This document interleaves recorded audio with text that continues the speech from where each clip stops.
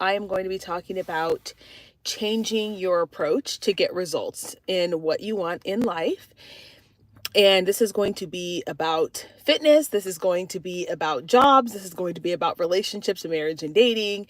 And I guess friendships, anything also. So, the reason why I thought about this topic was because I was thinking about what changed for me in my career, what changed for me in dating and relationships, and what changed for me in fitness, where I was like, okay, this is the time I'm going to get results. And so I want to talk about that today. So let's first talk about this from a standpoint of health and fitness. I think one of the biggest mistakes people make when they approach health and fitness is they approach it looking to get results immediately, looking to get some kind of like quick, easy fix. And they approach it hoping that they're going to see results that are drastic in a short amount of time. And one of the reasons why people fail a lot in fitness is because they give up very, very soon. Not realizing that the people who are now fit, the people that you look at who have been working out forever and it seems like they never get out of shape, it's because those people change their approach to fitness. And what is that approach?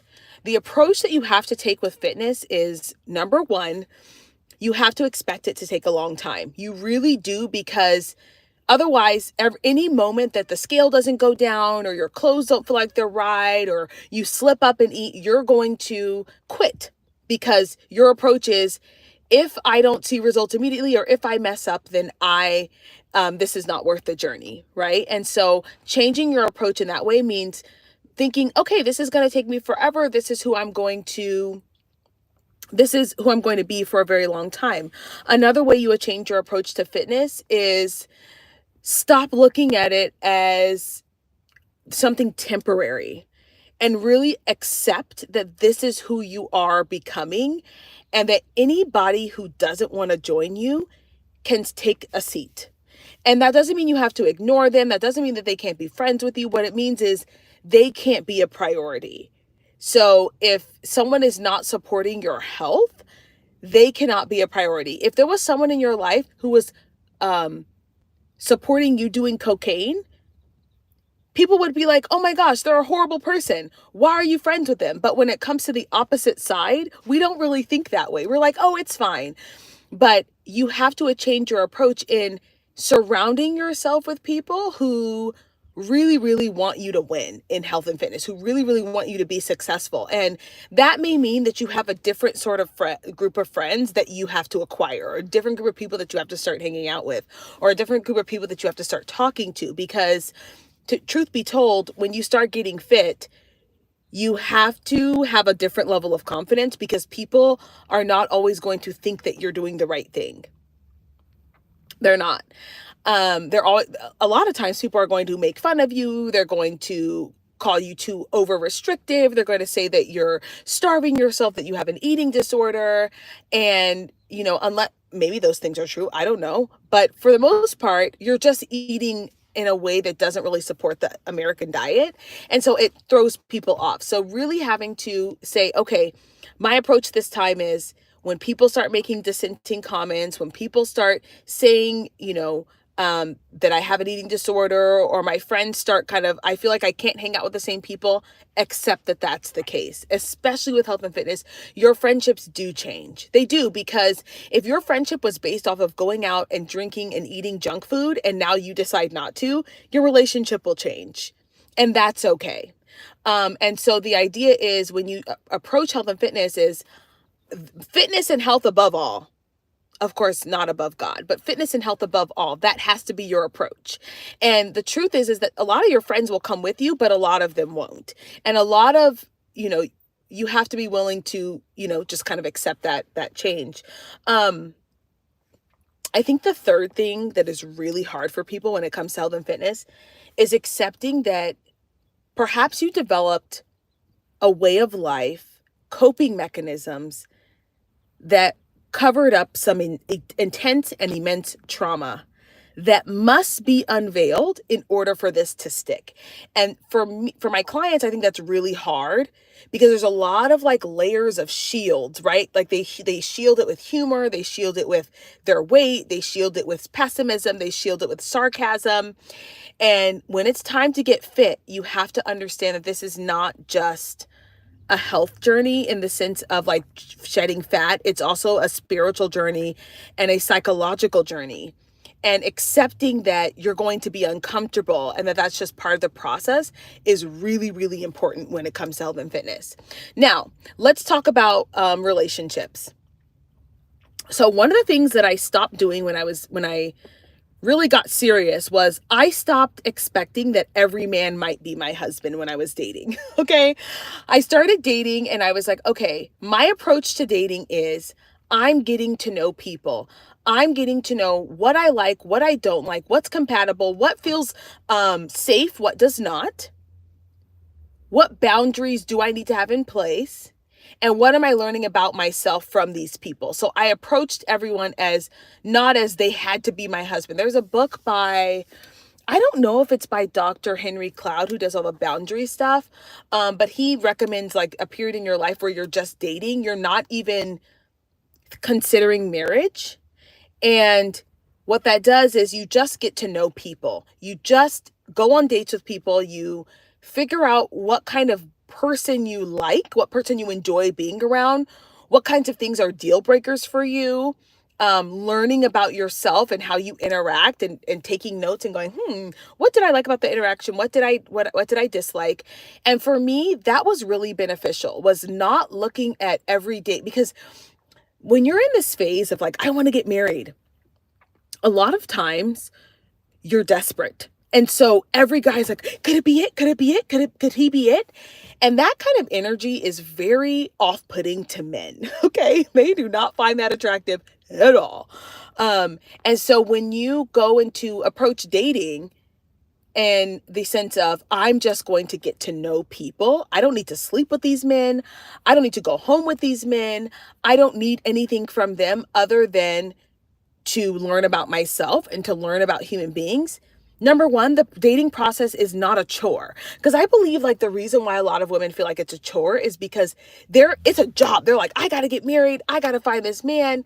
And that is laborious. That's exhausting. And again, the energy that you put off to a man when you're like, oh, I got to get married is basically desperation, or like job interviewee-ish, but not job interviewee as in I want to get to know you as a person, as do you fit my checklist? I mean, and I firmly believe in asking questions on dates. I firmly believe in getting to the heart of matters on dates. But I also think that you have to do it from a place of genuinely connecting with people. So one of the things that I did with dating was I absolutely was like, look, I am not going into this thinking that every man is my husband or that every relationship has to work out. And that goes to my second point, which is you have to be willing to walk away. And that is really something that I think is hard for women, especially if they're in that like 30 to 40-year-old range where you feel like you're running out of time. If you feel like you're running out of time, then you're willing to accept a lot more than you should. And I'm telling you not to do that. I'm telling you that you have to be willing to walk away, because the sooner you're able to walk away, the sooner you're able to find someone who's closer to that match, right? So, in your approach to dating, be willing to walk away. And the third thing that I had to change in my approach to dating was I stopped becoming a girlfriend. I just was like, I'm not doing this.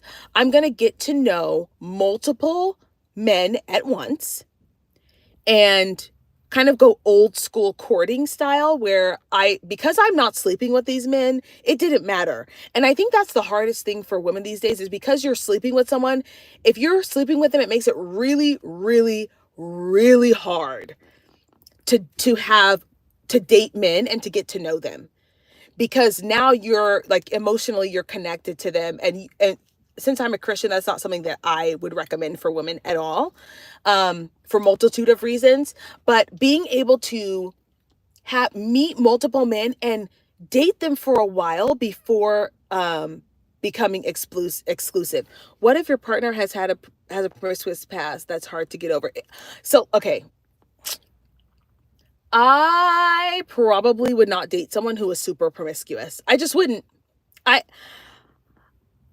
I think that it is very hard. Okay, this is going to be controversial for both men and women, okay? If you're someone who is very promiscuous, more than likely your coping mechanism is sex, which means that it's going to be very hard for you to get into a healthy relationship. Because if your coping mechanism is sex, that means that you probably haven't dealt with a lot of things that you need to deal with. So unless they have gone to therapy, unless they've gone through some spiritual transformation, I would be very concerned. I have made that mistake of dating someone who has a promiscuous past, and I regret it. Because more than likely, if they have not fixed that issue of where their value comes from having sexual partners, and this goes for both men and women, then they're going to cheat on you, period. They have to get over the fact that their body is not an indicator, or the amount of women they pull or the amount of men that they pull is not indicative of self-worth. I would not date a man who was very promiscuous. I wouldn't, because the likelihood is that he has some weird form of sex addiction, and even if it is minor, that's a red flag for me. That's a red flag for me. And the same thing goes for men who have a lot of, like, they watch a lot of inappropriate things. It's a red flag for me. And I think that is why I recommend that women date multiple men at once, because you can start to like differentiate. You have things to compare them to, right? If all you've ever known is burgers and fries, then how do you know if you like sushi? And I'm not even talking about in a sexual sense. I'm talking about personality wise, right? So I had to figure out, okay, I like sushi, but I don't like soft shell crab, okay? So some men were sushi and some men were soft shell crabs. And I was like, nah, that's not it for me. And that helped me narrow down the kind of men I was willing to marry. And that was really important for me, is that I needed to narrow down what could I tolerate and what couldn't I tolerate. Okay, let's talk about approach to your work. This is a fun one. You guys know I was a teacher for 12 years. When I first started teaching was my entire world. My job was my entire world. And it actually went on like that up until a couple years ago. Even when I quit teaching, I realized that I was burnt out because my job was my world. It was the thing that gave me value and identity. And so it was really hard for me to take a weekend off and like go on dates, or take a weekend off and just rest, because who was I if I didn't work?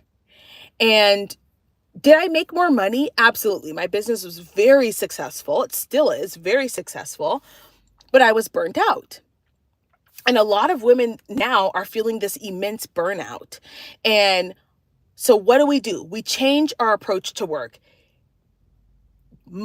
If you ask yourself a genuine question, the genuine question is, do all of your waking hours have to be focused on your job? Do I have to be on my phone all day, on my computer all day? Or is that an expectation that I have of myself that I placed on myself that now I feel like I have to follow? Have I communicated my boundaries to someone? So one thing that I remember when I was teaching, one of my principals said, yeah, I don't check my email after 5 o'clock. So yes, if you send me an email after 5 o'clock, I will get to it in the morning. Yes. Unless it is an absolute emergency, change your approach to work. Now, a lot of people, this was tough for me, and I'm going to have this honest conversation with you guys.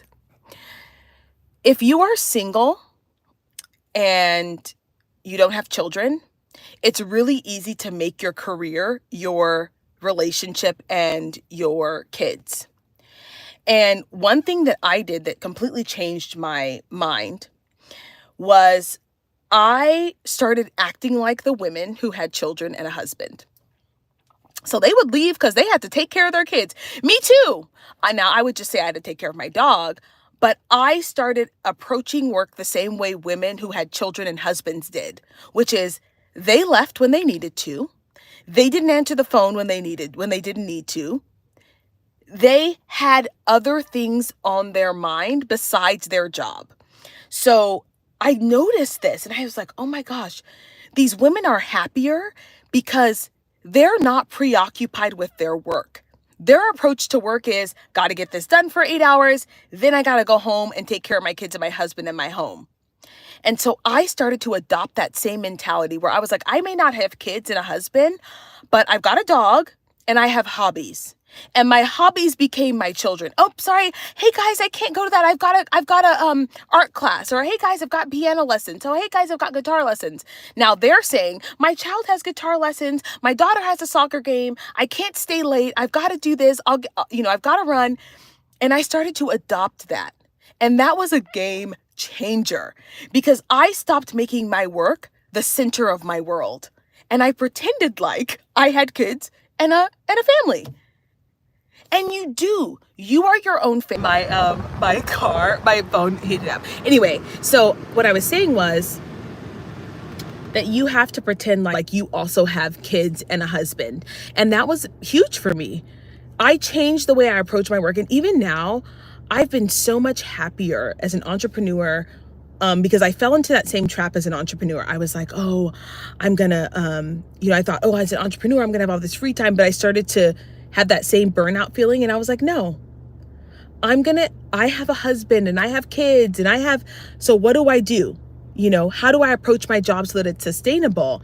And that is to pretend like I have kids and a husband in the same way that these people where their job, their brain is not taken up by their job 90% of the time. Their brain is taken up by other things that they have to do. And I think that's how we have to approach our work and our professional life if we want to avoid burnout. We have to start behaving in such a way where our entire being is not devoted to the thing that gives us money. Because number one, I was having a conversation with a friend about this, how, we're at the age where we're like, okay, we're going to have children. And it's like, well, she said, well, I have she spends a lot of time working. And we were like, you can't devote that amount of time to your job when you have children. You just simply can't. You cannot devote 15 hours a day or 12 hours a day when you have kids. We do it now and we don't, but you cannot. And I think that's why women who have children last longer in these industries, because they're not obsessed with their jobs. They're obsessed with their children and their lives outside of their job. And so the job just simply becomes a means of income, which I don't think is a bad thing. I think if you really want to avoid burnout, you have to compartmentalize in that way where it's just a job. There are more important things in life. And, instead of being like, I'm going to volunteer to do every project and burn myself into the ground, act as if you have children. Act as if there's a baseball game at 4:30 so you cannot be on this project. Sorry, I can't come on the weekend because my son has a baseball game 3 hours away. Couldn't be me. And avoid the guilt of thinking that because you don't have responsibilities that you owe it to everybody else to be there, because that's simply not true. That's simply not true. If everyone behave like that, then the organizations would change. You know what I'm saying? The organizations would change. So this video was just all about how to change your approach to things. And that's how you get results. You have to change. It's not even just your mindset. It's also your actions. Change the way that you do things to get results, right? My favorite quote is, nothing changes if nothing changes. So change something. If your diet's not working for you, if dating is not working out for you, if your job is stressing you out but you can't quit, change your approach. And the biggest fear that people have is failure, right? So they worry that, oh my gosh, if I'm not the person who's on all these committees and doing everything, I'm going to get fired. Baby, no, you're not, because Sally in the corner over there takes a mental health day every other week and no one's bothering her. I'm sorry. And the failure is, oh my gosh, if I eat more calories, then I'm going to gain weight. Maybe not. Maybe your body needs more calories. Maybe you need more protein. Maybe you need to switch up. Maybe you need to lift weights a little bit more instead of doing all that cardio, right? If you're dating and you keep dating the same man over and over again, hire a dating coach to help you choose someone that doesn't excite your trauma, right? So change your approach to get the results that you want. All right, you guys, that's it for today's video. I had a little bit of technical difficulty. When do I not? Because, whatever, that's what YouTube is. Hi, Kelly, teacher Kelly tag. I'm gonna go ahead and get some Starbucks, and then I've got to coach some clients. So I'm going to go do that today. And like I said yesterday, in my video yesterday, I have a video coming out about 3 fat loss supplements that people are not telling you that they're taking. They're all natural. They're things that you can incorporate into your fitness plan. If you're like, I'm hit at kind of a plateau. These are things that I've incorporated at different points in my fitness and coaching career. So that one will be out tomorrow. I've got to just upload it to YouTube. And don't forget to like, share, comment, and subscribe. And I'll see you guys in the next one. Bye.